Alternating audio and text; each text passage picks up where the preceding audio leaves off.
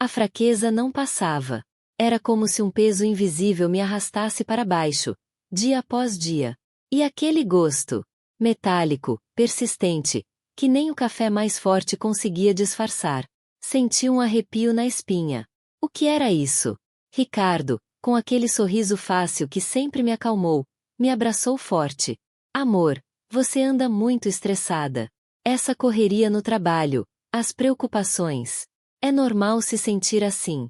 Ele me beijou a testa, um gesto tão natural que me fez quase acreditar. Quase. Mas algo estava errado. Olhei para a mesinha de cabeceira, para a pequena garrafa de suplemento vitamínico que eu tomava todo santo dia. Era um hábito, um cuidado com a saúde, algo que Ricardo mesmo insistia. Peguei a garrafa, senti o peso familiar na mão. Naquele dia, porém, o líquido parecia ter um cheiro diferente, mais denso. E quando dei o gole matinal, o gosto metálico se intensificou, como se viesse de lá. Um frio percorreu meu corpo. Seria possível? Tá tudo bem, meu bem? Ricardo perguntou, percebendo meu silêncio. Tô bem, só um pouco enjoada. Acho que esse suplemento mudou o sabor, murmurei, tentando soar casual. Ele deu uma risadinha. Deve ser impressão sua. É o mesmo de sempre. Relaxa. Amor, você precisa descansar. Descansar. A palavra soou oca. Eu sabia que não era impressão. Algo estava acontecendo, e a fonte parecia estar bem ali, na minha rotina, naquilo que eu confiava para me manter forte. O peso nos meus ombros aumentou, mas agora era diferente. Não era mais cansaço. Era desconfiança. Uma desconfiança fria que começava a se instalar no meu peito. Aquele gosto metálico não era só um incômodo. Era um alerta. E eu, por mais fraca que me sentisse, sabia que precisava prestar atenção. Aquele suplemento, antes um aliado, agora parecia um inimigo silencioso. Aquele dia, a verdade começou a se desenhar, sutilmente, na minha mente. O gosto metálico persistia, um lembrete constante de que algo estava muito errado. Eu tentava ignorar, tentava acreditar nas palavras mansas de Ricardo, mas a semente da desconfiança já estava plantada. Nos dias que se seguiram, comecei a observar pequenas coisas, detalhes que antes passavam despercebidos, agora saltavam aos meus olhos como faróis em meio à neblina. Ricardo, meu Ricardo, o homem que eu achava conhecer como a palma da minha mão, parecia estar se tornando um estranho em minha própria casa. Era nos olhares. De repente, ele me olhava de um jeito diferente. Não era mais aquele olhar de admiração ou carinho que eu estava acostumada. Eram olhares rápidos, furtivos, como se estivesse me estudando, avaliando algo. Às vezes, eu pegava me observando enquanto eu tomava meu café da manhã, com uma expressão indecifrável no rosto. Assim que eu percebia, ele desviava o olhar e sorria, um sorriso largo que, antes, me reconfortava, mas agora parecia uma máscara bem ensaiada. E as ligações? Ele andava mais recluso ao telefone. Saía do cômodo para atender, fechava a porta do escritório com mais força, falava em voz baixa. Eu não era de bisbilhotar, mas a curiosidade, alimentada pela minha crescente apreensão, me corroía. Uma vez, ouvi um trecho de uma conversa. Sim, o protocolo continua. Ela parece estar reagindo bem. A dosagem está adequada. Precisamos apenas ter certeza de que não haja interferências. Reagindo bem? Dosagem. Protocolo. Aquelas palavras soavam sinistras, fora de contexto. Quem ele estava chamando? E o que era esse protocolo? Seu interesse pela minha saúde também se tornou excessivo. Ele perguntava com uma frequência incomum como eu estava me sentindo, se a fraqueza tinha diminuído, se eu tinha dormido bem. Amor, você tomou sua vitamina hoje? Ele perguntava com uma preocupação quase teatral, enquanto eu já estava na cozinha, preparando café. Ele inspecionava meu prato no jantar, perguntando se eu estava comendo direito, se a comida estava me fazendo bem. Era como se ele estivesse monitorando cada passo meu, cada sintoma.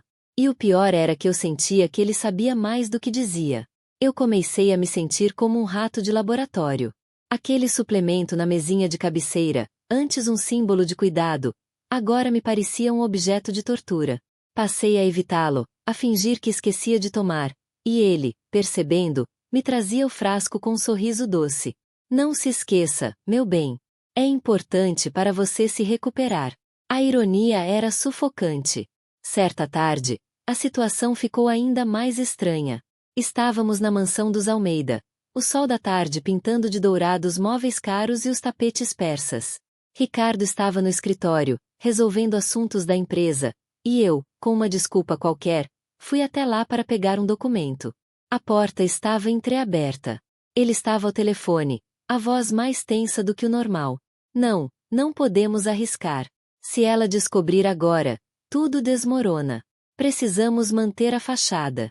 O doutor Sérgio está ciente. Ele sabe o que fazer se algo sair do controle. Doutor Sérgio. Meu coração disparou. Ele estava falando de mim?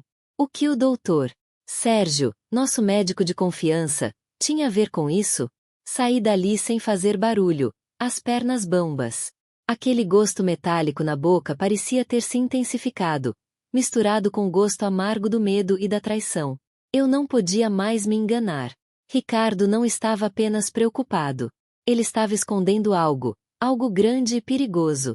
E ele estava me usando, me manipulando, enquanto eu, na minha ingenuidade, achava que ele era meu porto seguro. Decidi que precisava agir. Não podia mais viver nessa incerteza, nessa fragilidade. Eu precisava saber a verdade, por mais dolorosa que fosse. Comecei a prestar atenção em tudo. Guardava embalagens de remédios que ele trazia para casa, anotava horários de suas ligações suspeitas, observava seus padrões de comportamento. Comecei a pesquisar discretamente sobre os efeitos de certas substâncias, sobre como elas poderiam ser administradas sem levantar suspeitas imediatas. A fraqueza física ainda me atingia, mas uma nova força, a força da indignação e do instinto de sobrevivência, começava a brotar dentro de mim. Eu não seria mais a vítima. Eu precisava descobrir o que ele estava fazendo, e por quê. A investigação particular tinha começado. A campainha tocou num sábado de manhã, quando o sol mal tinha vencido a preguiça das nuvens sobre o rio. Eu estava na cozinha, tentando disfarçar a falta de apetite com café preto forte, quando Dona Ivone apareceu na porta. Ela não avisava, vinha assim, de surpresa, como um raio de sol em dia nublado. Mas naquele dia, meu semblante não refletia a luz que ela costumava trazer. Minha filha, que cara é essa? Ela perguntou, os olhos atentos percorrendo meu rosto pálido. Dona Ivone tinha essa coisa de perceber tudo, um sexto sentido para a tristeza alheia. Ela me abraçou forte, e eu senti o perfume suave do seu xale de tricô, um cheiro que sempre me trazia paz. Mas a paz parecia um lugar distante. Sentamos na sala, e eu forcei um sorriso. Só um cansaço, Dona Ivone. Noite mal dormida. Ela balançou a cabeça devagar. Cansaço não deixa gente com essa cor de papelão, Clara. E esse desânimo todo. Parece que a alma tá pesada. Você anda se cuidando direito? A pergunta me pegou desprevenida. Cuidando? Eu mal conseguia me levantar da cama sem sentir o corpo mole, a cabeça zumbindo.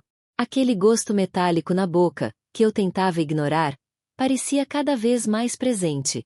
E Ricardo? Ah, Ricardo, com seu jeito de me acalmar, de dizer que era só estresse, que logo eu voltaria ao normal. Mas o normal parecia ter sumido do meu vocabulário. Dona Ivone insistiu. Eu conheço gente que tem uns médicos bons lá pra Ipanema. Um que é especialista em umas coisas meio complicadas, sabe? Que ninguém entende direito. Por que você não vai lá dar uma olhada? Só pra desencargo de consciência. A ideia de ir a outro médico me dava um aperto no peito.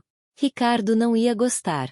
Ele sempre dizia que o doutor Sérgio já estava cuidando de tudo. Mas a preocupação genuína nos olhos de Dona Ivone me deu um empurrãozinho. Eu precisava saber o que estava acontecendo comigo. Na terça-feira seguinte, com o coração batendo forte, eu estava no consultório do doutor Sérgio Vasconcelos. O lugar era moderno, limpo, mas impessoal. Eu me senti um número ali, mais uma paciente com queixas vagas. Expliquei meus sintomas. A fadiga, a falta de apetite, a palidez, aquele gosto estranho que não ia embora. Ele me ouviu com uma atenção que parecia calculada, anotando tudo num prontuário eletrônico.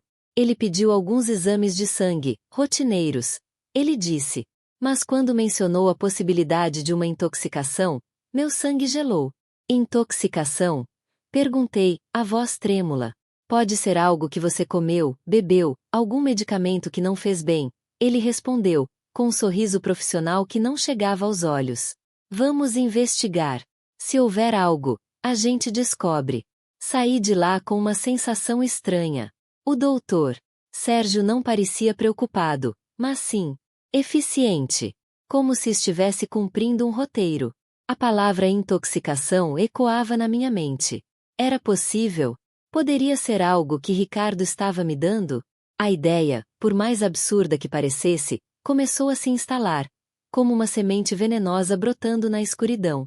Aquele gosto metálico, o desânimo constante, tudo parecia fazer um sentido sombrio agora. Eu precisava de mais respostas, e rápido. A visita de Dona Ivone tinha sido o primeiro passo.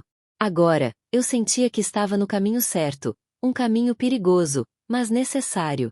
Aquele consultório impessoal em Ipanema me deixou mais apreensiva do que tranquila. A palavra intoxicação ficou martelando na minha cabeça. Poderia ser que o próprio Ricardo, o homem que jurava amor eterno, estivesse me envenenando? A ideia era absurda, mas a cada dia que passava, mais detalhes se encaixavam naquela peça sombria. Eu precisava de mais. Precisava de algo concreto, não apenas suspeitas. Foi aí que Lúcia entrou em cena. Ela, com sua energia vibrante e seu jeito de resolver as coisas, se tornou meu braço direito nessa jornada perigosa. Lúcia é daquelas amigas que a gente encontra uma vez na vida, sabe? Leal até o último fio de cabelo. Contei tudo para ela, cada detalhe, cada sintoma estranho, cada desconfiança sobre Ricardo. Ela me ouviu com atenção, sem julgar, com aquele olhar que dizia: tô contigo nessa. Clara, a gente precisa achar alguma coisa. Algo que prove isso, ela disse, com a voz firme. O Ricardo é esperto, mas ninguém é perfeito. Ele deve ter deixado algum rastro. Ficamos pensando em como invadir a vida dele, mas sem levantar suspeitas. A casa deles, a mansão dos Almeida, era um labirinto de luxo e segredos. O escritório dele, então, era um cofre. Mas Lúcia teve uma ideia brilhante. Ela sabia que Ricardo guardava um antigo diário, uma relíquia da juventude dele, que ele jurava que ninguém jamais veria. Um daqueles cadernos com capa de couro gasta, cheio de anotações antigas. Eu sei onde ele guarda a chave desse diário, Lúcia sussurrou, com um brilho nos olhos. Aquele cofre antigo que ele tem na biblioteca, lembra? Aquele que ele disse que só tinha documentos velhos. A ideia era arriscada, mas a esperança de encontrar a verdade me deu coragem. Numa tarde em que Ricardo estava em uma reunião longa na sede da empresa, Lúcia e eu colocamos o plano em ação. Fomos até a mansão dos Almeida, com o coração na boca. A biblioteca, com seus cheiros de madeira e couro, parecia mais sombria do que nunca. Lúcia, com uma habilidade surpreendente, conseguiu abrir o cofre antigo. Lá dentro, entre papéis amarelados e fotos em preto e branco, estava o diário. Com as mãos tremendo, abri o caderno. As primeiras páginas eram de um adolescente ingênuo, falando de sonhos e paixões. Mas conforme avançávamos, a escrita mudava, ficava mais séria, mais calculista. E então, encontramos as anotações. Não eram diretas, nada que dissesse veneno ou envenenamento. Eram vagas, cheias de termos técnicos que eu não entendia de imediato. Tratamentos experimentais, controle de dosagem, efeitos colaterais monitorados, paciente receptivo. Cada frase era um golpe no meu estômago. Os tratamentos experimentais poderiam ser o que ele me dava. O controle de dosagem explicava porque eu me sentia cada vez pior, mas nunca o suficiente para desconfiar de algo tão grave. O paciente receptivo. Era eu. Eu, Clara, a paciente receptiva aos planos cruéis dele. O medo que eu sentia antes, aquele receio vago, se transformou em certeza gelada. Não havia mais dúvidas. Ricardo estava me envenenando. Por quê? Não sabia ainda, mas a prova estava ali, nas páginas daquele diário. O gosto metálico na minha boca, a fraqueza constante, tudo fazia sentido agora. Era um plano frio, calculado, executado por anos. Saímos da biblioteca com o diário escondido, o peso da verdade nos ombros. Aquele objeto, o diário de Ricardo, que antes era apenas um lembrete do passado dele, agora era a arma que me daria força para lutar. O medo ainda estava lá, mas agora, misturado com ele, havia uma raiva crescente, uma determinação feroz. Eu não seria mais a vítima passiva. Eu ia usar essa informação. Eu ia me vingar. O diário de Ricardo. Aquilo, que antes era um pedaço de história esquecida dele, agora era minha arma. As palavras rabiscadas com a pressa de quem não queria ser pego, os termos técnicos que ele usava para descrever o que fazia comigo. Tudo se encaixava. Tratamentos experimentais, controle de dosagem, paciente receptivo. Eu era paciente receptiva. Aquele gosto metálico na boca, a fraqueza que me consumia, a palidez que nem a maquiagem disfarçava mais. Tudo era obra dele. Um plano meticuloso, executado com a frieza de um cirurgião, mas com a maldade de um monstro. Saímos da mansão dos Almeida com o diário escondido. O peso da verdade nos ombros era quase insuportável. Lúcia, com seu jeito prático, me segurava firme. Calma. Clara. A gente tem a prova. Agora é a hora de pensar. Pensar.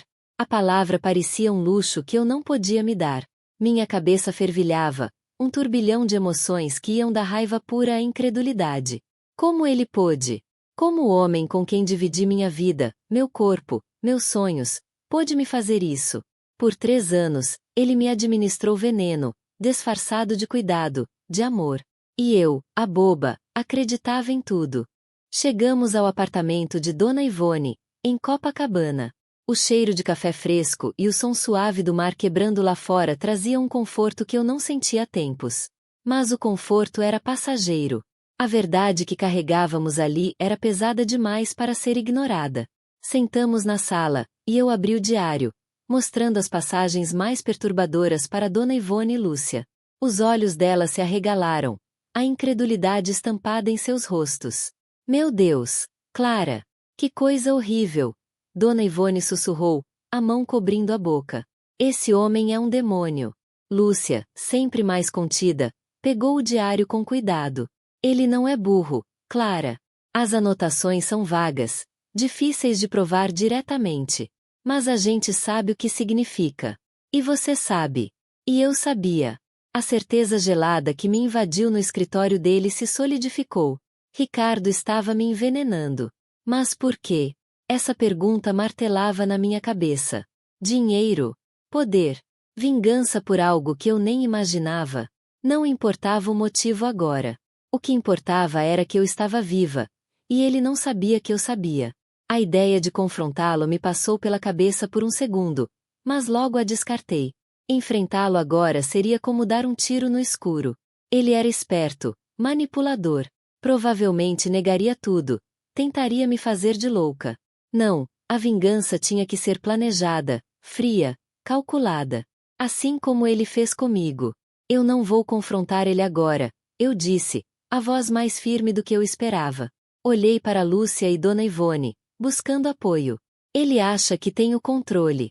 Ele acha que eu sou a vítima indefesa, que ele pode manipular como quiser. Eu vou deixar ele pensar isso.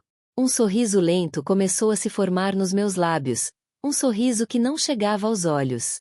Era um sorriso de quem acabará de encontrar um plano, um caminho. A raiva que me consumia começou a se transformar em algo mais produtivo. Eu vou usar isso contra ele, continuei, batendo levemente no diário. Vou deixar ele pensar que está ganhando, que eu estou melhorando. E enquanto ele comemora a vitória, eu vou preparar a minha. Dona Ivone me olhou com uma mistura de preocupação e admiração. Lúcia, por outro lado, tinha um brilho nos olhos que eu conhecia bem. A excitação de quem está prestes a entrar numa batalha. Você vai se vingar, Clara? Lúcia perguntou, um sorriso malicioso surgindo. Não é vingança, Lúcia. É justiça, corrigi, mas um arrepio percorreu minha espinha. A palavra vingança soava doce e perigosa. Ele me tirou anos da minha vida, me fez sofrer em silêncio. Agora, é a vez dele. Ele vai sentir na pele o que é ser manipulado, o que é ter o controle tirado de si. A partir daquele momento, Uma nova Clara nasceu. A Clara frágil e assustada deu lugar a uma mulher fria, calculista, movida por uma sede de justiça que ardia em seu peito. Eu sabia que seria um caminho longo e perigoso, mas eu não estava sozinha. E eu tinha a prova. A prova que me daria força para derrubar Ricardo Almeida. O jogo estava apenas começando. O apartamento de Dona Ivone, em Copacabana, com seu cheiro de café fresco e o som do mar, era um porto seguro. Mas a calma era ilusória. A verdade que carregávamos ali, o diário de Ricardo, era um peso insuportável. A certeza de que ele me envenenava há anos se instalou como um frio na espinha. O motivo ainda era um mistério, mas a prova estava ali, nas páginas amareladas. Decidi não confrontá-lo ainda. Ele precisava acreditar que eu era vítima indefesa, a frágil Clara que ele manipulava. A raiva que me consumia começava a se transformar em algo mais calculista. Eu vou usar isso contra ele, disse, a voz mais firme do que eu esperava. Lúcia e Dona Ivone me olhavam, a apreensão misturada com uma faísca de esperança.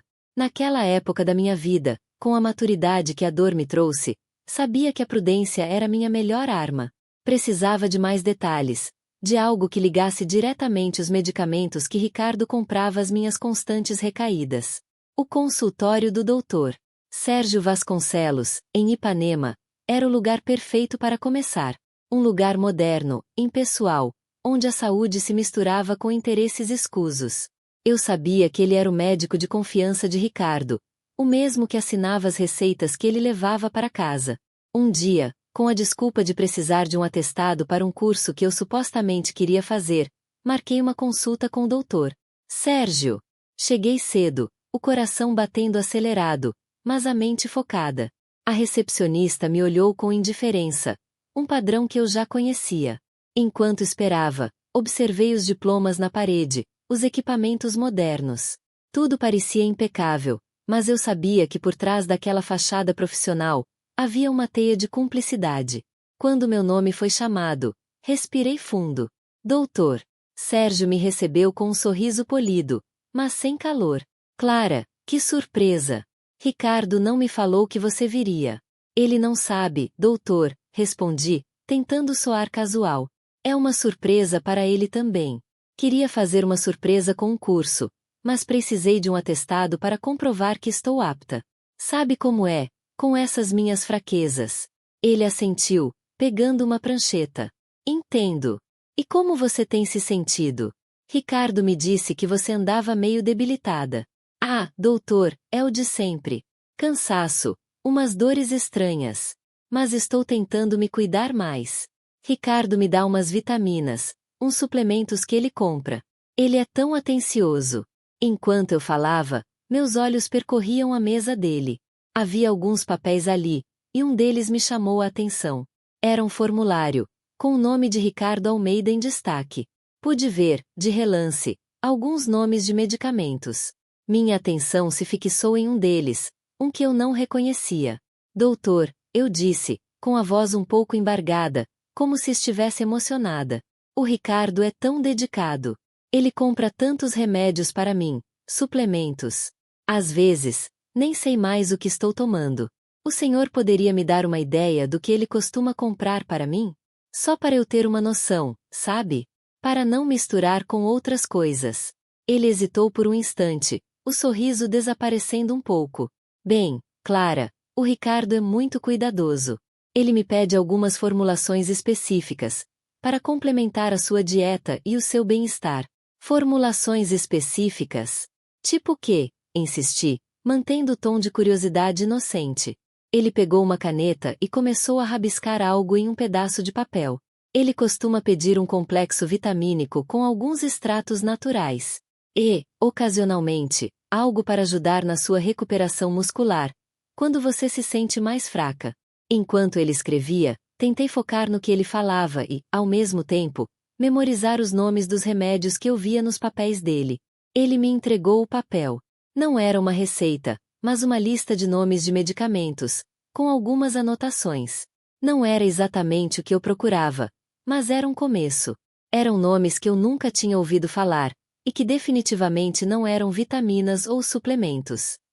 Saí do consultório com o coração aos pulos, o papel amassado na mão. Doutor Sérgio Vasconcelos era cúmplice.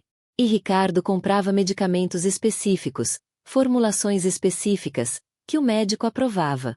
Aquilo não era mais suspeita, era quase uma confissão. O jogo estava se afunilando, e eu estava um passo mais perto de desmascarar o monstro que vivia ao meu lado. A lista de nomes de remédios na mão do doutor Sérgio parecia um mapa do tesouro, mas um tesouro amaldiçoado. Eu não entendia metade daqueles nomes estranhos, mas a sensação de que ali estava a chave para desvendar o labirinto de doenças que me assolavam era palpável. Ricardo acreditava que eu era uma boneca quebrada, frágil demais para perceber as engrenagens que ele movia nas sombras. Que engano dele! Aquele papel, amassado no bolso do meu casaco, era a faísca que acenderia a fogueira. Voltei para o apartamento de Dona Ivone com um plano se formando na minha cabeça. Um plano que exigia paciência e uma dose de audácia que eu não sabia que possuía. A cozinha dela, com seu cheiro de temperos e o fogão sempre pronto para um novo desafio, se tornou meu laboratório.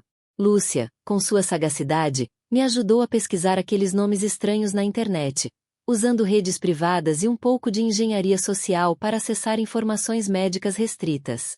Descobrimos que alguns eram sedativos potentes, outros desreguladores hormonais, e um em particular, um veneno lento que, em doses controladas, causava fadiga crônica, dores musculares e um estado de prostração que me deixava à mercê de Ricardo. Ele não está me matando de uma vez, Lúcia. Ele está me minando, eu disse, a voz embargada pela raiva e pela tristeza. Ele quer que eu fique fraca, dependente. Que eu nunca mais tenha força para sair do lado dele. A ideia de neutralizar aqueles efeitos, de reverter o estrago que ele vinha fazendo, parecia impossível, mas a pesquisa nos trouxe um fio de esperança. Descobrimos que certos compostos naturais, encontrados em ervas e alimentos comuns, poderiam, em doses adequadas, combater ou diminuir os efeitos de alguns dos venenos. Não era uma cura milagrosa, mas era um começo. Era minha chance de virar o jogo. Naquela noite, Ricardo preparou nosso jantar favorito. Um risoto cremoso de camarão, daqueles que ele adorava fazer para me mimar. Enquanto ele se gabava de como eu estava melhorando e como o cuidado dele estava surtindo efeito, eu adicionava, discretamente, um punhado de folhas de coentro fresco picado à mistura, algo que ele não costumava usar. Coentro, descobrimos, ajudava a eliminar metais pesados do corpo. Um pequeno gesto, quase imperceptível, mas carregado de significado. Nos dias seguintes, a rotina se manteve. Ele continuava com suas vitaminas e suplementos que me entregava com um sorriso de satisfação, como se estivesse me alimentando de veneno. Mas agora, eu tinha minhas próprias armas secretas.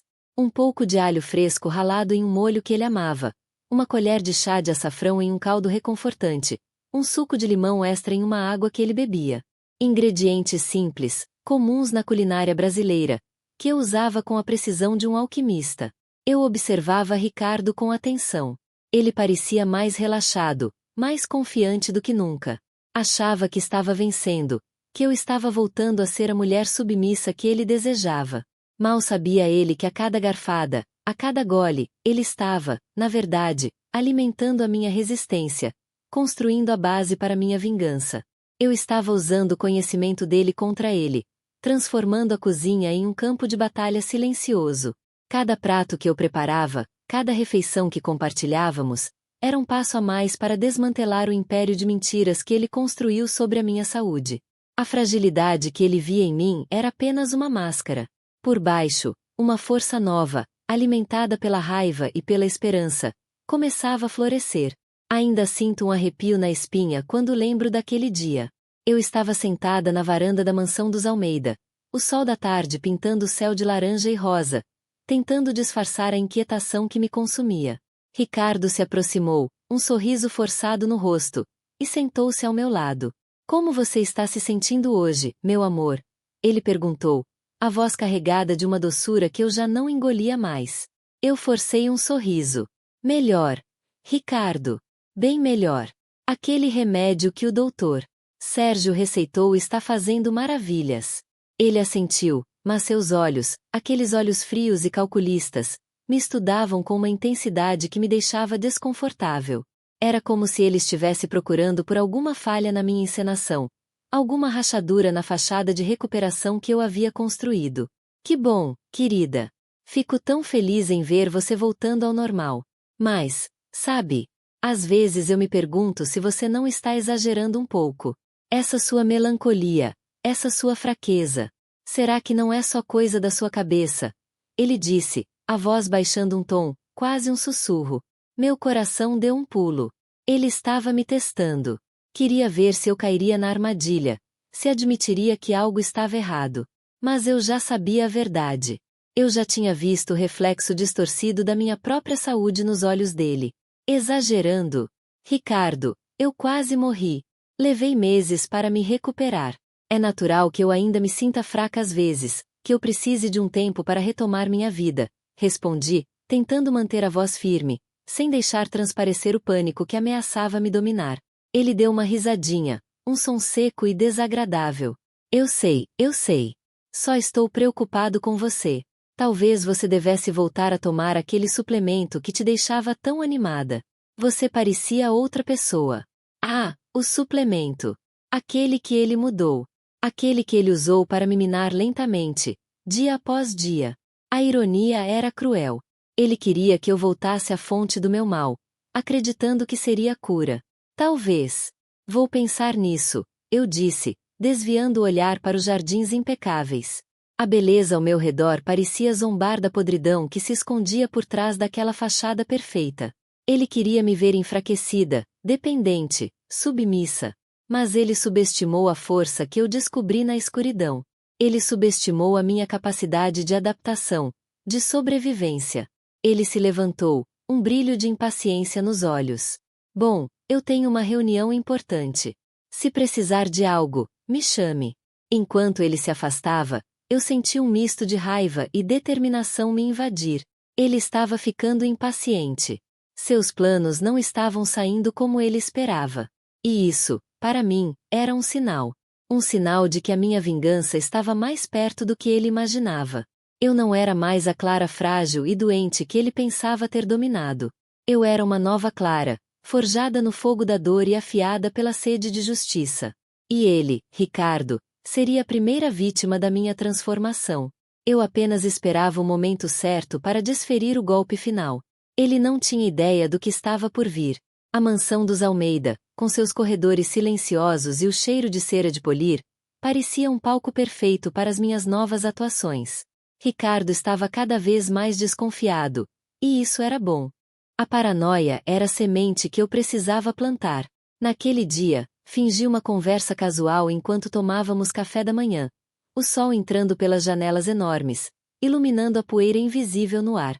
Amor, você viu o e-mail que o Marcos mandou ontem à noite? Achei meio estranho o tom dele. Comecei, mexendo no meu pão de queijo, sem olhar para ele. Marcos era um dos sócios dele, um cara que eu sempre achei meio escorregadio. Ricardo franziu a testa. Estranho como? Ele não costuma ser assim, mesmo. Sei lá. Parecia que ele estava querendo me dizer algo, mas sem dizer.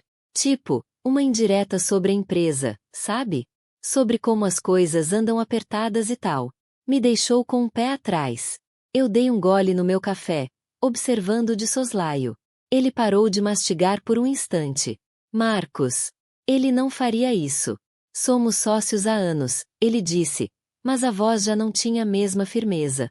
A dúvida começava a aparecer. Eu sei, amor, mas às vezes a gente se engana com as pessoas. Você não acha que ele anda meio distante ultimamente? Tipo, nas reuniões, ele fala pouco com você, né? Eu sabia que ele adorava ter o controle de tudo, e a ideia de alguém minando sua autoridade, ainda mais um sócio, seria um veneno para sua vaidade. Ele ficou pensativo, o olhar perdido no vazio. Pode ser. Eu não tinha notado, mas agora que você falou. Mais tarde, quando ele saiu para uma reunião no centro do Rio de Janeiro, aproveitei para dar um pulo no consultório do doutor Sérgio. Dessa vez, não era para buscar informações, mas para deixar uma. Doutor Sérgio, preciso te pedir um favor, eu disse, assim que ele me recebeu. Estava com o diário de Clara, com capa de couro gasta, aberto em uma página específica. Estou organizando minhas coisas e encontrei esse diário antigo. Parece que era da minha avó. Tem umas receitas e umas coisas. Mas tem umas anotações que me deixaram preocupada. Mostrei a ele uma página com uma caligrafia tremida, que eu mesma havia escrito, simulando a de uma senhora idosa. Nela, falava sobre um remédio especial que o médico dela receitou, algo para acalmar os nervos, mas que deixava a pessoa meio mole, esquecida. Eu inventei que o nome do médico parecia com o dele, mas com uma grafia diferente, uma tentativa de confundir. Eu sei que o nome é parecido, doutor, e sei que o senhor é um profissional sério. Mas essa minha avó, ela era muito desconfiada. E vendo seu nome aqui, lembrei de umas conversas que tive com o Ricardo sobre os remédios que ele comprava para mim. Ele sempre falava que o senhor recomendava tudo. Fiquei pensando se, por acaso, o senhor não teria receitado algo parecido para ele, algo que ele pudesse ter usado. De forma errada, entende? Eu fiz uma pausa, fingindo emoção. Eu sei que parece loucura, mas a gente nunca sabe com quem pode contar, né? O Ricardo, às vezes, tem umas ideias. E o doutor Sérgio, com todo respeito, é um médico muito ocupado. Talvez ele não se lembre de tudo que prescreveu. O doutor Sérgio ficou pálido. Ele sabia exatamente do que eu estava falando. Aquele frasco de remédio antigo, com rótulo desbotado, que ele me deu, era a prova. Ele gaguejou, tentou se explicar, mas eu o cortei. Não se preocupe, doutor. Eu confio no senhor. Só queria tirar essa pulga de trás da minha orelha. É que o Ricardo anda tão estranho ultimamente, tão paranoico com os negócios. E eu me sinto tão fraca às vezes. Só queria ter certeza de que tudo está bem. Saí do consultório com a sensação de ter jogado gasolina no fogo. Ricardo já estava desconfiado de Marcos. Agora, o doutor Sérgio estava inquieto, sabendo que eu sabia de algo. A teia de aranha que ele teceu estava começando a se desfazendo, e a cada fio rompido, a paranoia dele só aumentava. Ele não sabia quem ele estava enfrentando. A mansão dos Almeida parecia ainda mais silenciosa naquela noite. Ricardo insistiu em um jantar especial, algo para celebrar o que ele chamou de meu retorno à vida. Eu sabia que era uma jogada. Ele queria me ver relaxada, confiante, para que a queda fosse maior. Aceitei, claro. O que ele não sabia era que a noite era minha, não dele. A cozinha estava um formigueiro controlado por mim. Dona Ivone, com sua sabedoria de sempre, me ajudou a encontrar a receita perfeita. Não era um bolo de fubá da minha avó, mas algo mais elaborado, um prato que Ricardo costumava amar, mas que eu raramente preparava porque ele dizia que cheiro forte demais. Era um bacalhau à moda antiga, com bastante azeite, alho e um toque secreto. Um ingrediente que ele detestava, mas que, para mim, era a esperança. Naquele dia, eu tinha ido até o consultório do doutor Sérgio, não para plantar mais sementes de dúvida, mas para buscar a cura. Ele, pálido e suando frio, acabou cedendo. Com um misto de culpa e medo, me entregou o frasco de remédio antigo, com rótulo desbotado. Era um extrato concentrado de uma erva rara, um antídoto poderoso contra os efeitos lentos e sorrateiros do veneno de Ricardo. Ele disse que era perigoso, que a dosagem tinha que ser exata. Eu sabia disso. Na mesa posta, velas, toalhas finas, o cenário perfeito para minha armadilha.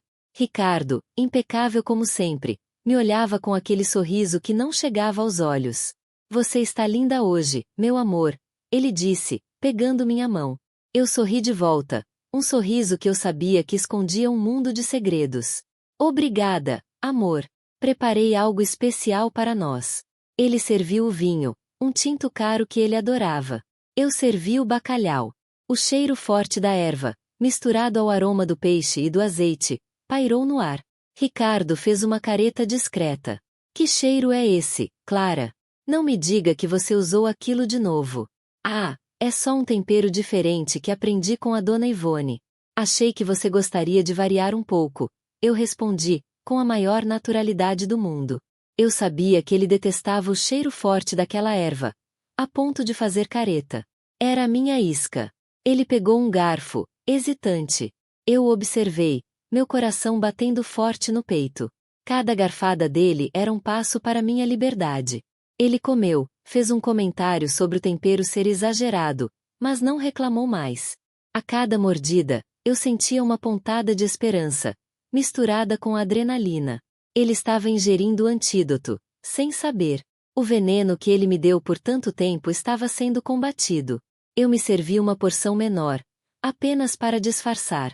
A noite avançava, e Ricardo parecia mais relaxado, talvez até se sentindo um pouco culpado por toda a situação. Ele falava sobre os negócios, sobre como as coisas estavam melhorando, sobre como ele estava orgulhoso de mim por estar me recuperando. Eu apenas concordava, meu olhar fixo no dele, sentindo a mudança sutil acontecendo dentro de mim. A fraqueza que me acompanhava estava diminuindo, a névoa na minha cabeça começando a se dissipar. Aquele jantar não era uma celebração para ele, mas o início do fim. A minha vingança, lenta e doce, estava começando a se concretizar. E ele, o mestre da manipulação, não fazia a menor ideia. A força que ele tentou roubar de mim estava voltando, mais forte do que nunca. A noite na mansão dos Almeida já tinha caído, mas o silêncio parecia mais pesado, quase sufocante. Ricardo, que antes era a personificação da força e do controle, agora se arrastava pela casa como uma sombra. Os olhos, antes tão penetrantes, pareciam perdidos, e um suor frio brotava em sua testa mesmo no ar-condicionado. Ele tentava disfarçar, claro, mas eu via. Via a mão tremendo ao pegar a taça de água, a dificuldade em articular algumas palavras, a irritabilidade que explodia por qualquer motivo bobo. Aquele bacalhau com meu toque secreto, o antídoto disfarçado, estava fazendo seu trabalho. O veneno que ele tanto se orgulhava de administrar, agora voltava contra ele, lento, traiçoeiro, como ele mesmo.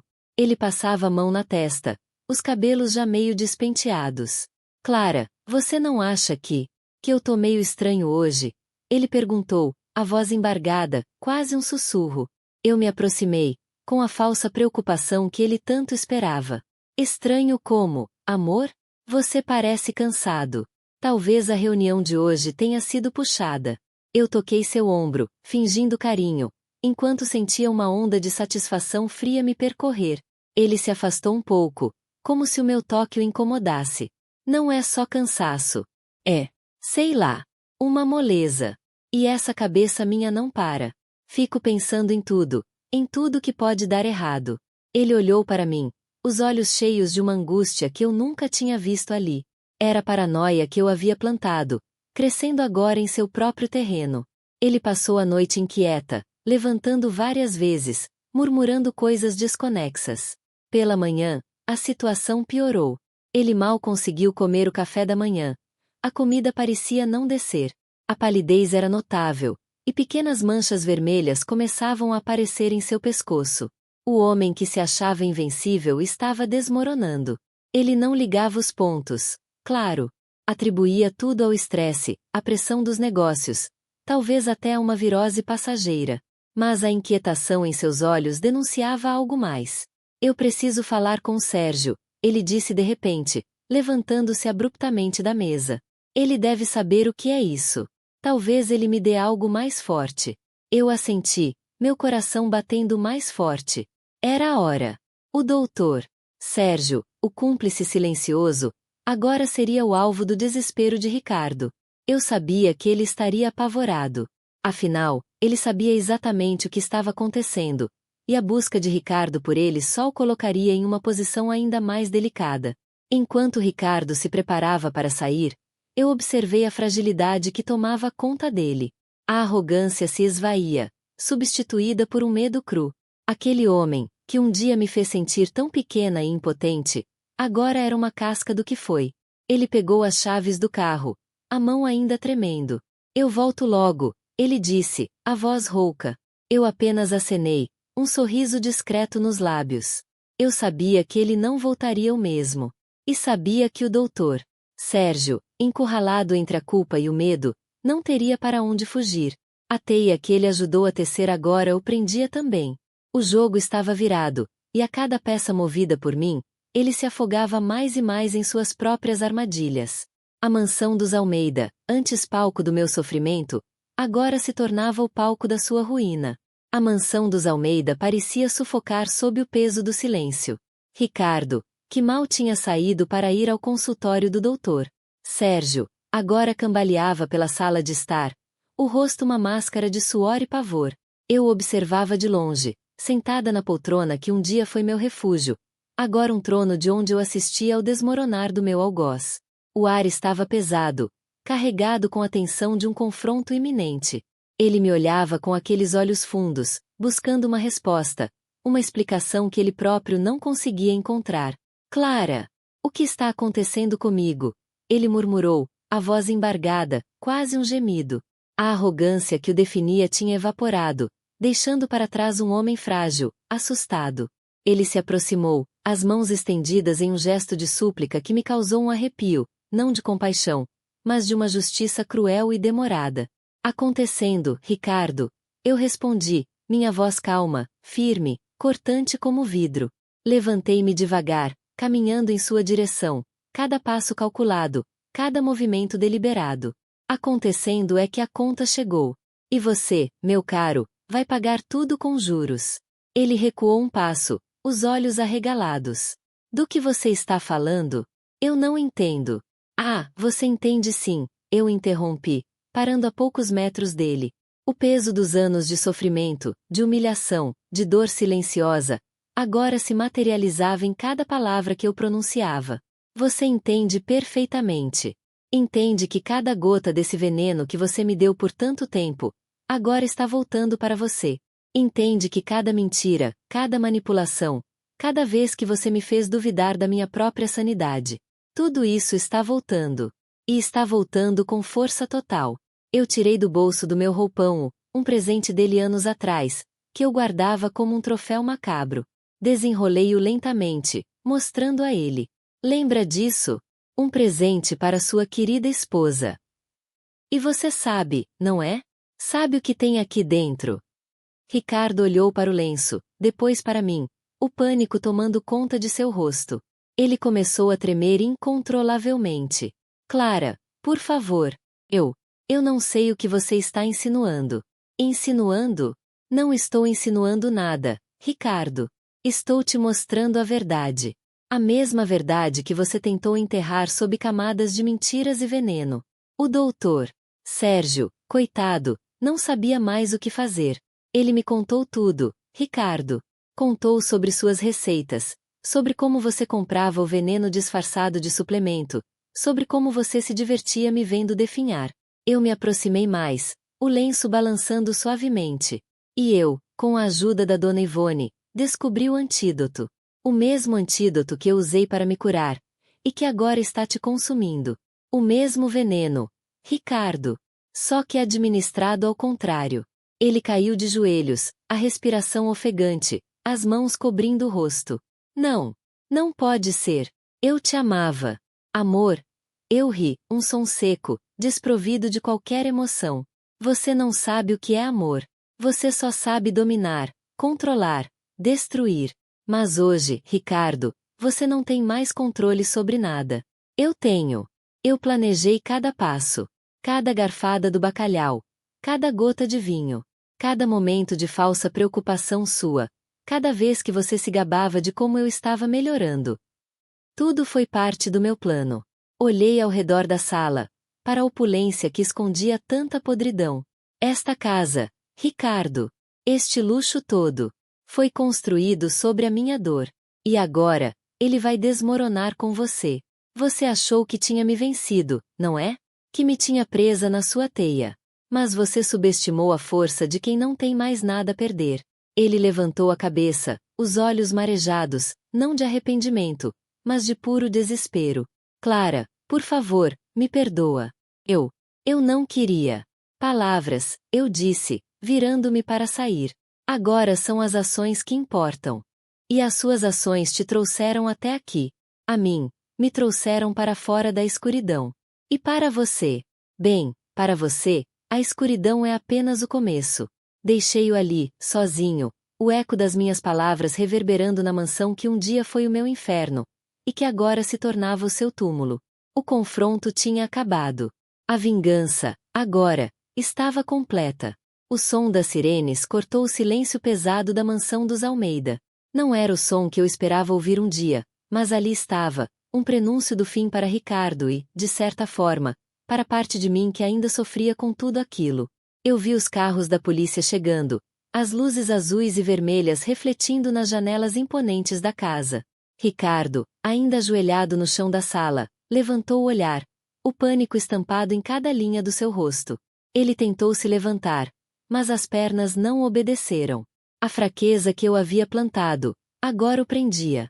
Eu me mantive na poltrona, observando tudo com uma calma que me surpreendia. Dona Ivone, que eu havia chamado discretamente, estava ao meu lado, a mão apertando meu braço com força. Seus olhos transmitiam uma mistura de tristeza e alívio. Lúcia, que veio logo depois, estava mais distante, observando Ricardo com uma expressão dura, mas justa. Os policiais entraram, firmes, mas sem alarde. Eles viram Ricardo ali, em um estado deplorável, e a cena já falava por si. Um dos oficiais se aproximou dele. Senhor Ricardo Almeida, precisamos que o senhor nos acompanhe. Ricardo tentou balbuciar algo, uma defesa fraca, uma súplica que se perdeu no ar. Ele olhava para mim, os olhos implorando por algo que eu não podia mais dar.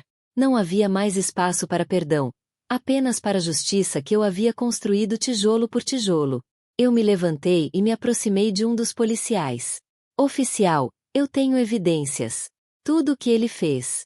Mostrei o pequeno gravador que eu mantinha escondido, onde registrei parte da nossa conversa, a confissão dele, o desespero. Eu também entreguei o lenço de seda com bordado de orquídeas, a prova tangível do veneno que ele usava. Ele me envenenou por anos. E agora, a conta chegou. Enquanto Ricardo era levado, a cabeça baixa, a dignidade em frangalhos, eu sabia que o próximo passo seria o doutor Sérgio. Ele não poderia escapar ileso. A cumplicidade dele, a venda dos venenos, a omissão. Tudo isso seria exposto. Eu já tinha deixado um bilhete para a polícia, indicando onde encontrar os registros das compras de Ricardo no consultório dele, com a ajuda de Lúcia, que conseguiu acesso a alguns documentos. A cara dele, quando percebesse que estava sendo investigado, seria impagável. A mansão dos Almeida, antes um símbolo de poder e riqueza, agora se tornava um cenário de ruína.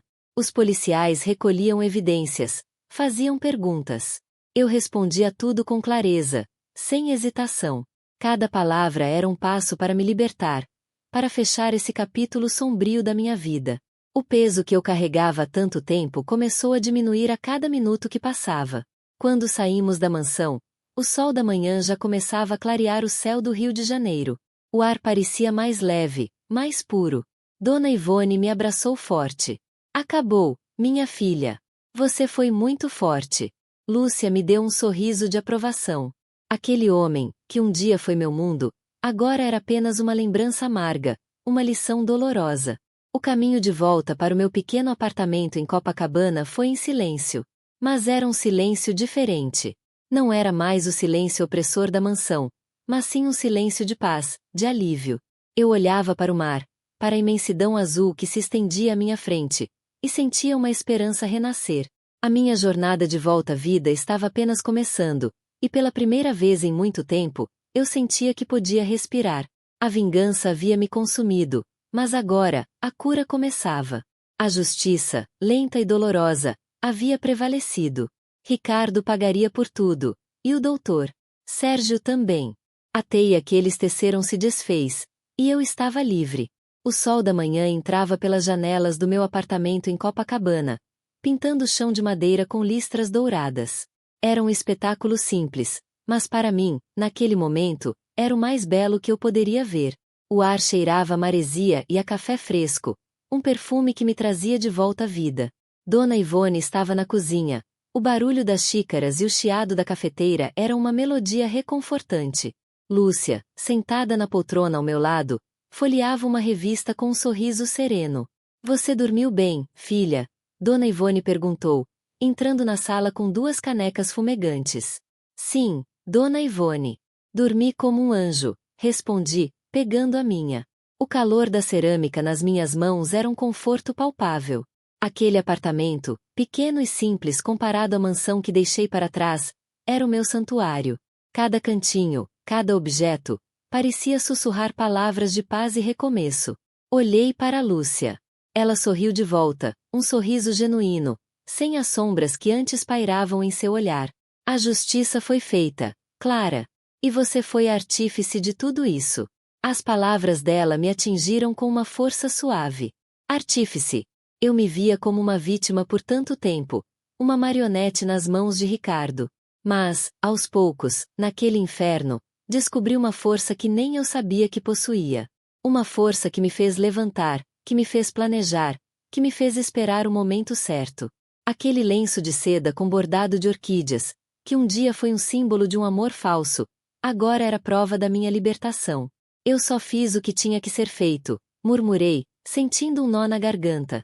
A lembrança do Ricardo ajoelhado, do desespero nos olhos dele, ainda me assombrava, mas não com medo, e sim com a certeza de que a justiça, por mais dura que seja, é necessária. Dona Ivone se sentou no sofá, o olhar fixo em mim. Você passou por tanta coisa, minha filha. Tanta dor. Mas olhe para você agora. Forte. Livre. Eu me sinto assim, Dona Ivone. Como se um peso enorme tivesse saído dos meus ombros. Aquele peso de fingir, de duvidar de mim mesma, de viver com medo. Respirei fundo, sentindo o ar encher meus pulmões de uma forma que não sentia há anos. Aquele ar puro de Copacabana era um bálsamo. Lembrei-me do doutor Sérgio, daquele profissional que se vendeu por tão pouco. A polícia já estava cuidando dele também. As provas que Lúcia e eu conseguimos, os registros, as gravações. Ele não escaparia. A cumplicidade dele naqueles anos de envenenamento não seria perdoada. Era um ciclo que precisava ser fechado, para que eu pudesse seguir em frente de vez. Eu nunca imaginei que seria capaz de tudo isso, confessei, olhando para minhas mãos. As mesmas mãos que ele tentou enfraquecer, que ele tentou diminuir. Agora, elas seguravam uma xícara de café, aquecendo meus dedos. Houve momentos em que pensei que ia desistir, que não aguentaria mais. Mas você não desistiu, Lúcia disse, firme. Você se levantou. Você lutou. E venceu. Eu sorri para ela. Lúcia era prova de que a vida podia dar voltas, que a resiliência era uma arma poderosa. Ela, que também enfrentou seus próprios demônios, entendia a dimensão da minha luta. Agora, Clara, é hora de viver de verdade, Dona Ivone falou, com aquele jeito maternal que sempre me acalmava. Reconstruir sua vida, um dia de cada vez. Olhei para o mar, a imensidão azul que se estendia até onde a vista alcançava. Era um convite à renovação, à esperança. O futuro era incerto, sim. Eu não sabia exatamente para onde a vida me levaria. Mas, pela primeira vez em muito tempo, eu não sentia medo. Sentia uma calma profunda, uma paz que vinha de dentro. A vingança tinha sido um caminho necessário, mas agora, era hora de olhar para frente. Era hora de Clara, a Clara de verdade, florescer. E ali, naquele apartamento em Copacabana, com o cheiro de café e a brisa do mar, eu sabia que esse florescer estava apenas começando. Aquele capítulo sombrio havia chegado ao fim, e um novo, cheio de luz, se abria à minha frente. O sol da manhã entrava pelas janelas do meu apartamento em Copacabana, pintando o chão de madeira com listras douradas. Era um espetáculo simples, mas para mim, naquele momento, era o mais belo que eu poderia ver. O ar cheirava a maresia e a café fresco, um perfume que me trazia de volta à vida. Dona Ivone estava na cozinha. O barulho das xícaras e o chiado da cafeteira eram uma melodia reconfortante. Lúcia, sentada na poltrona ao meu lado, folheava uma revista com um sorriso sereno. Você dormiu bem, filha? Dona Ivone perguntou, entrando na sala com 2 canecas fumegantes. Sim, Dona Ivone. Dormi como um anjo, respondi, pegando a minha. O calor da cerâmica nas minhas mãos era um conforto palpável. Aquele apartamento, pequeno e simples comparado à mansão que deixei para trás, era o meu santuário. Cada cantinho, cada objeto, parecia sussurrar palavras de paz e recomeço. Olhei para Lúcia. Ela sorriu de volta, um sorriso genuíno, sem as sombras que antes pairavam em seu olhar. A justiça foi feita, Clara. E você foi artífice de tudo isso. As palavras dela me atingiram com uma força suave. Artífice. Eu me via como uma vítima por tanto tempo, uma marionete nas mãos de Ricardo. Mas, aos poucos, naquele inferno, descobri uma força que nem eu sabia que possuía. Uma força que me fez levantar, que me fez planejar, que me fez esperar o momento certo. Aquele lenço de seda com bordado de orquídeas, que um dia foi um símbolo de um amor falso, agora era prova da minha libertação. Eu só fiz o que tinha que ser feito, murmurei, sentindo um nó na garganta. A lembrança do Ricardo ajoelhado, do desespero nos olhos dele, ainda me assombrava, mas não com medo, e sim com a certeza de que a justiça, por mais dura que seja, é necessária. Dona Ivone se sentou no sofá, o olhar fixo em mim. Você passou por tanta coisa, minha filha. Tanta dor. Mas olhe para você agora. Forte. Livre. Eu me sinto assim, Dona Ivone. Como se um peso enorme tivesse saído dos meus ombros. Aquele peso de fingir, de duvidar de mim mesma, de viver com medo. Respirei fundo, sentindo o ar encher meus pulmões de uma forma que não sentia há anos. Aquele ar puro de Copacabana era um bálsamo. Lembrei-me do doutor Sérgio, daquele profissional que se vendeu por tão pouco. A polícia já estava cuidando dele também. As provas que Lúcia e eu conseguimos, os registros, as gravações. Ele não escaparia. A cumplicidade dele naqueles anos de envenenamento não seria perdoada. Era um ciclo que precisava ser fechado, para que eu pudesse seguir em frente de vez. Eu nunca imaginei que seria capaz de tudo isso, confessei, olhando para minhas mãos. As mesmas mãos que ele tentou enfraquecer, que ele tentou diminuir. Agora, elas seguravam uma xícara de café, aquecendo meus dedos. Houve momentos em que pensei que ia desistir, que não aguentaria mais. Mas você não desistiu, Lúcia disse, firme. Você se levantou. Você lutou. E venceu. Eu sorri para ela. Lúcia era prova de que a vida podia dar voltas, que a resiliência era uma arma poderosa. Ela, que também enfrentou seus próprios demônios, entendia a dimensão da minha luta. Agora, Clara, é hora de viver de verdade, Dona Ivone falou, com aquele jeito maternal que sempre me acalmava. Reconstruir sua vida, um dia de cada vez. Olhei para o mar, a imensidão azul que se estendia até onde a vista alcançava. Era um convite à renovação, à esperança. O futuro era incerto, sim. Eu não sabia exatamente para onde a vida me levaria. Mas, pela primeira vez em muito tempo, eu não sentia medo. Sentia uma calma profunda, uma paz que vinha de dentro. A vingança tinha sido um caminho necessário, mas agora, era hora de olhar para frente. Era hora de Clara, a Clara de verdade, florescer. E ali, naquele apartamento em Copacabana, com o cheiro de café e a brisa do mar, eu sabia que esse florescer estava apenas começando. Aquele capítulo sombrio havia chegado ao fim, e um novo, cheio de luz, se abria à minha frente. Os meses que se seguiram foram um bálsamo para a alma.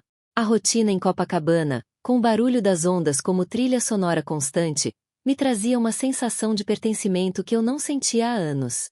A mansão dos Almeida, com seus corredores frios e cheios de ecos do passado, era agora apenas uma lembrança distante, um fantasma que eu já não temia. Trabalhava em um pequeno ateliê de costura, criando peças únicas, cheias de cor e vida. Cada ponto, cada linha, era uma afirmação da minha resiliência. Dona Ivone se tornou minha confidente e parceira de tertúlias vespertinas, sempre com uma receita de bolo de fubá da avó de Clara na manga, um toque de afeto que me aquecia o coração. Lúcia, com sua energia contagiante, me incentivava a sair, a conhecer gente nova, a redescobrir o prazer das coisas simples. Às vezes, quando o sol se punha no horizonte, tingindo o céu de tons alaranjados e rosados, eu me sentava na varanda, com uma xícara de chá nas mãos, e simplesmente observava o mar. Era um ritual. A imensidão azul à minha frente representava a liberdade que eu havia conquistado a duras penas. O futuro ainda era uma tela em branco, um caminho a ser desbravado, e isso não me assustava mais. Pelo contrário, me enchia de uma expectativa vibrante. Não havia mais espaço para o medo ou para a amargura. A dor que um dia me consumiu se transformou em força, em sabedoria. Eu aprendi a reconhecer minhas próprias cicatrizes, não como marcas de fraqueza, mas como testemunhos da minha capacidade de superação. Aquele homem, Ricardo, que um dia foi o centro do meu universo, agora era apenas um capítulo encerrado, uma lição dolorosa que me moldou. O doutor Sérgio também pagou por sua cumplicidade. A investigação revelou sua rede de favores e omissões, e sua carreira, antes intocável, desmoronou. A justiça, lenta mas implacável, fez seu curso. Olhei para as minhas mãos. Não eram mais as mãos trêmulas de quem vive sob constante ameaça. Eram mãos firmes, capazes de criar, de construir, de amar. A vida me deu uma segunda chance, e eu estava determinada a vivê-la plenamente, cada dia, cada momento. A brisa do mar acariciava meu rosto, trazendo consigo o cheiro salgado da esperança. Eu estava livre. E estava apenas começando. Ficamos por aqui. Se você gostou desse vídeo, compartilhe com seus amigos e deixe seu like. Inscreva-se no canal e ative o sininho para não perder mais vídeos como este. Deixe seu comentário dizendo o que achou do vídeo e o que gostaria de ver nos próximos vídeos. Lembrando que temos outros vídeos nesse estilo que você vai gostar de assistir, é só entrar em nosso canal que garanto que vai gostar. Até o próximo vídeo.